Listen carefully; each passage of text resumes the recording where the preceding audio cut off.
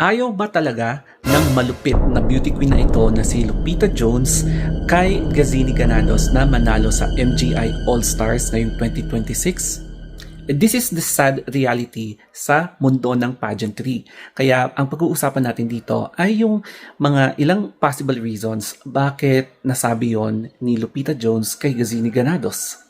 As per context, before natin simulan, isa kasi si Lupita Jones na former Miss Universe noong 1990s na nagbigay ng mababang score hindi lang kay Gazini Ganados kundi yung mga iba pang candidates. So dito, nag-alburuto syempre ang mga fans, bakit ganun yung binibigay niya, na wala daw siyang puso, tapos marami nang naging reaksyon tungkol sa pag-score niya. Nabanggit din ni Lupita Jones na kaya siya nagbigay ng score na medyo mababa kay Gazini Ganados ay hindi daw niya nakikita si Gazini Ganados na winner or MGI na winner All-Stars. Kasi yung isa sa mga nabanggit niya ay hindi daw tugma yung shape tapos yung itsura ng paa ni Gazini Ganados sa katawan niya. Tapos hindi rin daw siya na-impress sa sagot ni Gazini Ganados doon sa preliminary interview or hindi ko sure kung pati rin sa finals. However, maraming natuwa sa pagpapatupad ng transparency ng MGI All-Stars dahil pinakita nila yung mga scores ng mga judges in every category ng pageant na to. And ilang taon na hindi pinapakita ng mga ibang pageants yung mga scores ng judges. So ngayon lang ulit, no.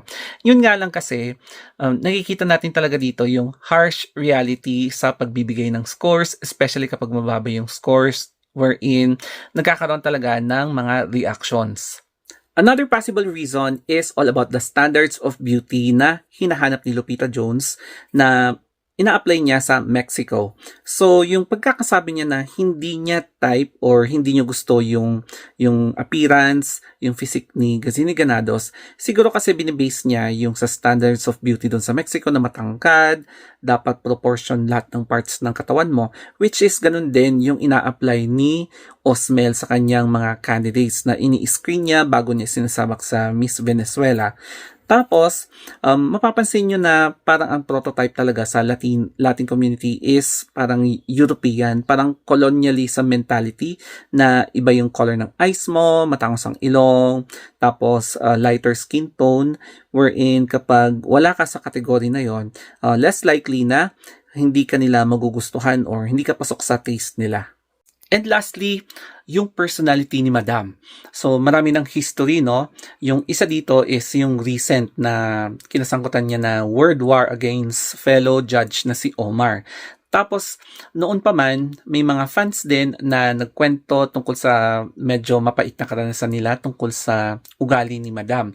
Na suplada daw, tapos hindi siya nag-i-smile, tapos yung mata niyang malaki, talagang nanililisik yung paningin niya kapag hindi ka niya kilala at in-approach mo siya.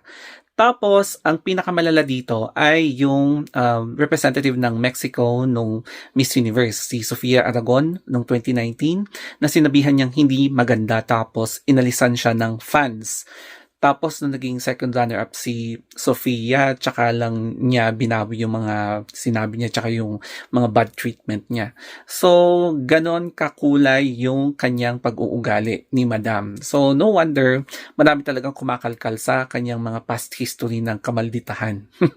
Pero kahit na ganito ka-drama ang MGI All-Stars, Gazini Ganados managed to reach a top 5. Kaya congratulations Gazini kasi you made the Philippines proud. O diba? So ginamit niya yung kanyang experience, yung mga training niya, yung mga advices, tsaka yung support ng mga Pinoy para mapunta siya sa kinalalagyan niya ngayon.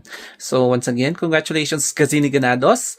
And despite sa mga ganitong klaseng drama, pinatunayan mo na deserving ka. So that's it guys. Thank you and have a nice day.